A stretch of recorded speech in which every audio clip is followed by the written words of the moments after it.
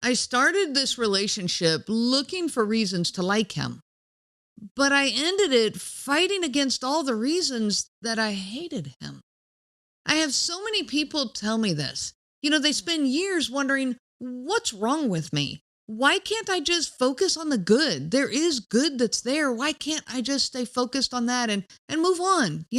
Everyone has some bad. So why can't I just do this? I want to address this today. Welcome to the Covert Narcissism podcast. I'm your host, Renee Swanson. I am not a therapist, and you are not a victim.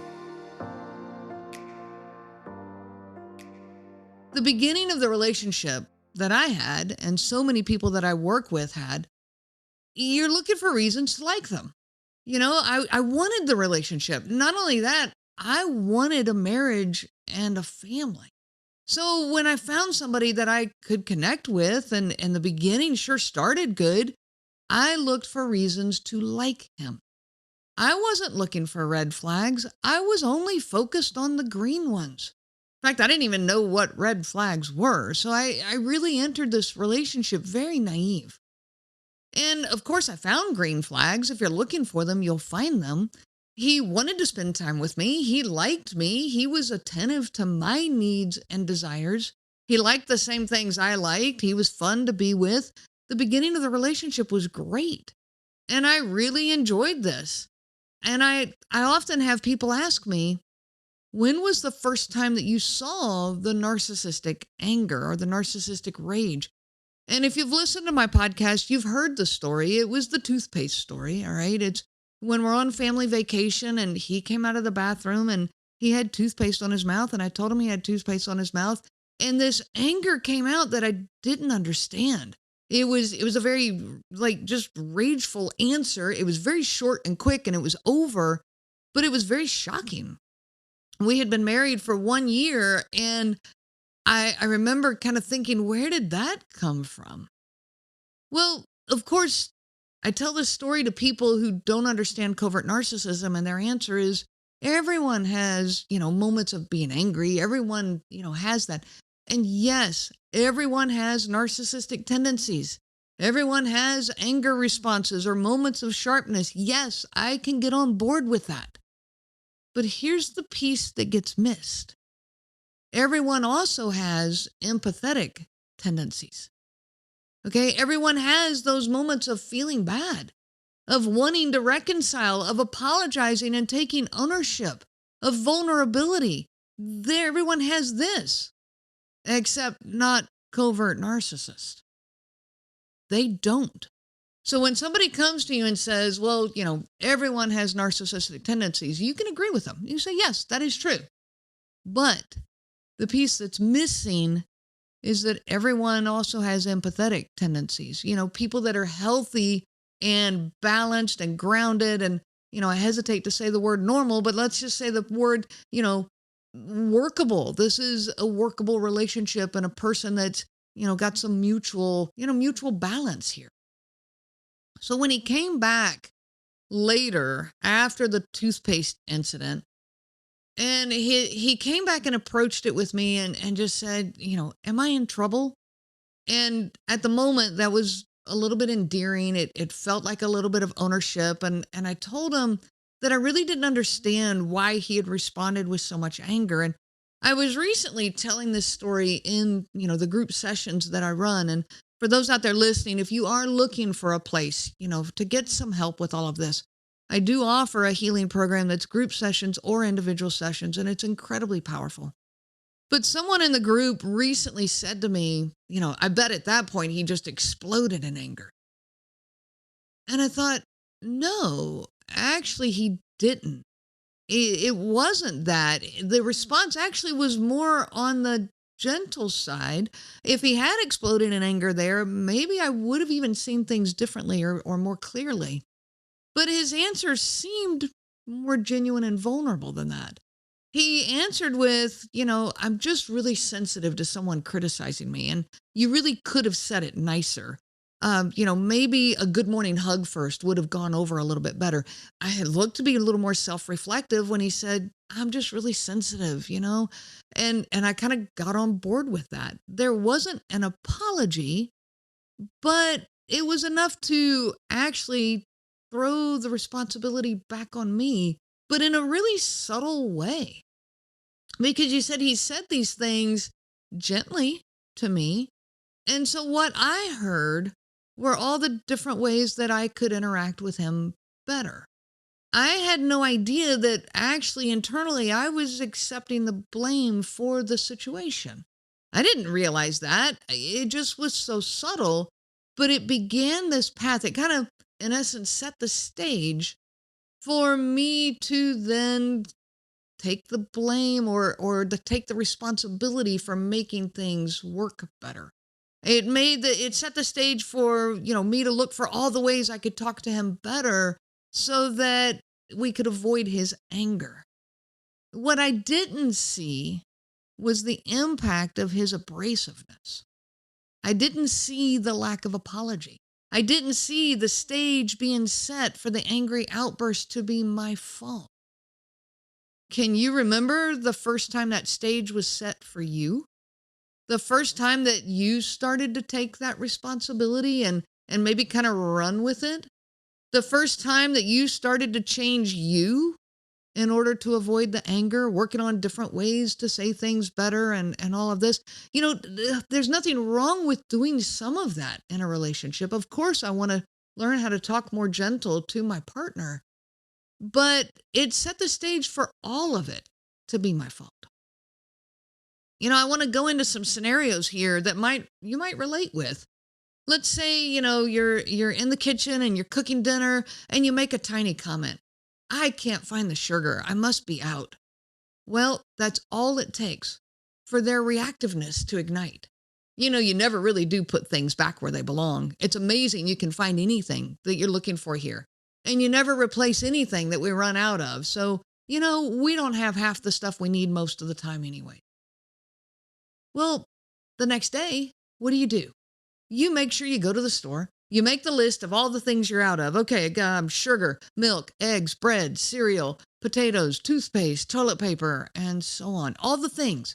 And you make sure you're thinking ahead and you get, things ready to be replaced if they're close to being gone. And so you get ahead of this. All right, I can fix this. So you get home, you put it all away. You're actually feeling a little pleased. This will make life smoother. Maybe this was a good thing that he interacted with me this way and told me this. I should have been more on top of it and I can take care of this. So, that night you're making dinner and he comes in. And by the way, I know I say he. In my situation, it was he. I don't want to take anything away from the guys who are living this too. So I do understand that this could absolutely happen with a woman. So he barks out, I don't suppose you went to the grocery store today. Well, I did. I got us all caught up on everything we need, and I'm feeling proud about this. And so I tell him that. And the response I get, well, how much money did you spend on that? So you tell him the amount. It was within our budget. But the reactiveness fires up again. We're going to be broke trying to feed this family. Inflation is so bad, we're never going to get ahead. When is Johnny going to start working anyways? He's old enough. It's about time for him to start contributing to this household. And there it goes again. We're back in this narcissistic rage. That night, you can't sleep. Your mind is in overdrive, trying to figure out, okay, I got to figure out how to save money. By the way, he is sleeping soundly beside you. But you're the one going through all the ways to fix this. How can I save money? What can I do? How can I cut corners? What about Johnny? Does he need to get a job? How old is he? How's schoolwork going? So the next day, you start collecting coupons for next week's groceries. You start hunting for all the sales, you make notes, you plan your grocery trips accordingly, and you cut that grocery bill that was already within budget by 25%. But yet, when next week comes, he complains that you didn't buy the regular kind of bread. How come you got this? How can I eat this crap? Where'd you get this anyways?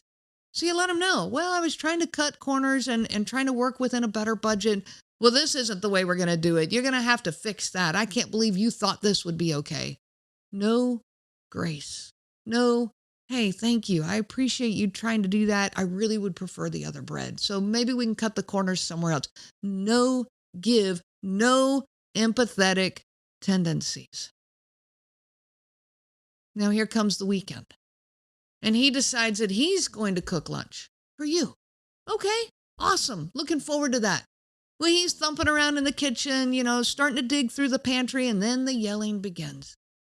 Where's the dang garlic powder? I don't know how to find anything in here. You just got too much stuff in here. And this is, I don't know how you can make anything work in here. So you quietly walk over, you pick up the garlic powder, and you just hand it to him. And he says, well, you could have just told me where it was. Again, no empathetic tendencies. Instead, he continues, you really should just organize this pantry. I can't tell what half the stuff is in here anyways. I can't believe you can ever find anything. So what do the next day? You go to work. You pull out all the stuff. The oils, the spices, the herbs, the pastas, the breads, the chips. You pull it all out. Consolidate boxes, bags, bottles. You put them all in a row. You organize them, put them all in their spots, making it easier, fixing the shelves, throwing away the old stuff, cleaning out the pantry. At the end of this job, you're actually pleased with how the pantry looks. Okay, it looks good. I probably should have done this a long time ago. I can overlook that he got a little, bitey about it. It's okay. It looks much cleaner now. I do like this. So I think this is a good thing. And you're happy about it. Well, then he comes home and you're super pleased with how the pantry looks. So you show it to him. Look what I did today. Look what I worked on. And he looks and he huffs and he dismissively states, well, what'd you do that for? That's all you could find to do with your time? It was fine the way it was. And he walks off. This is exhausting. This is a pattern, and this is just the kitchen. These conversations go on in the living room and in the bedroom and in the garage and on vacation and on the weekends. This is everything. And this is one tiny example. You're beaten down from the original comments. They're pointed, direct, passive aggressive. So you make the most of it. I'm going to find a positive way out of it. And then you even convince yourself that this was a good thing. I'm pleased and happy about the results, only to be beaten down again, invalidated, dismissed. So you work harder. Okay, let me fix it this way. Maybe I should have greeted him first before I showed him the pantry. Maybe I should have waited till he had some time at home. I should have just waited till he saw it on his own, and maybe then he would have been pleased. I should have organized the shelves differently. I should have asked him first. On and on the thoughts go. These belittling comments, they just drive you crazy. And you started the relationship looking for all the reasons to like them. And you even take all of these moments and try to turn them into more positives. Oh, okay, this motivated me to get this job done. It's another reason to like the relationship. But it's so hard to fight against your heart that is screaming all the reasons that you hate them. I'll give you another example in the living room.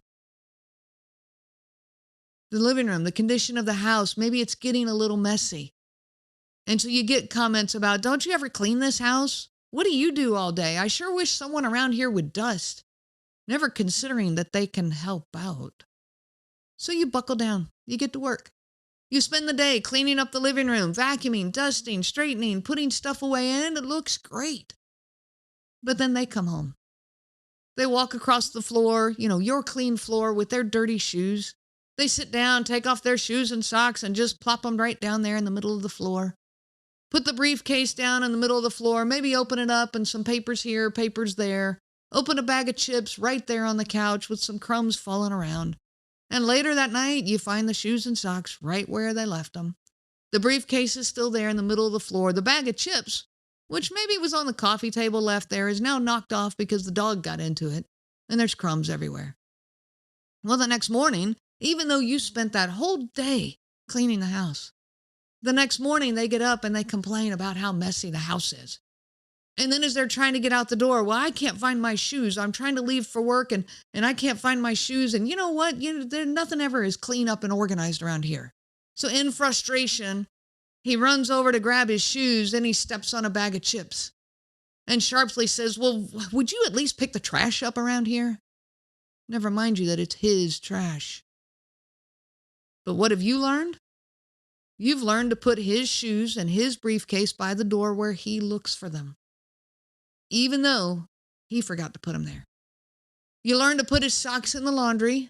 You learn to clean up the bag of chips and any other food or trash that he left lying around. And you work extra hard to make sure that his mornings and any other time of the day goes smoothly. Yet he storms out of the house, frustrated, and stating loudly, no one ever cares about me around here. I have to do everything myself. No recognition. No empathy. Again, these examples are just about the kitchen and the living room. How about in the bedroom, doing everything you can to keep them happy, yet everything gets flipped back against you? The decorations are too boring, or they're too colorful, or why did you hang that picture there, or you have too many clothes, you never wear all those, it sure would be nice if I had a little space in here. Yet no matter how hard you work to accommodate them, nothing is ever good enough, and nothing is ever recognized. They always find ways to be mad, offended, upset, and the victim. You might hear a lot of people ask, doesn't everyone have narcissistic tendencies? Yes. But everyone also has empathetic tendencies too. Self-reflection, care about the other person's feelings, gentleness when you're talking, seeing things from the other person's perspective. Everybody except covert narcissists. You see, empathy is a counterweight to all the narcissistic tendencies that we have. And we all do. But without this counterweight, things don't go well. Without a counterweight, boats sink, cranes fall over, elevators drop, airplanes crash. Counterweight is valuable. So many things would not work right. It's easy for us to take all this for granted. You know, engineers set up and they make sure that it works right. We don't think about it when we step on an elevator.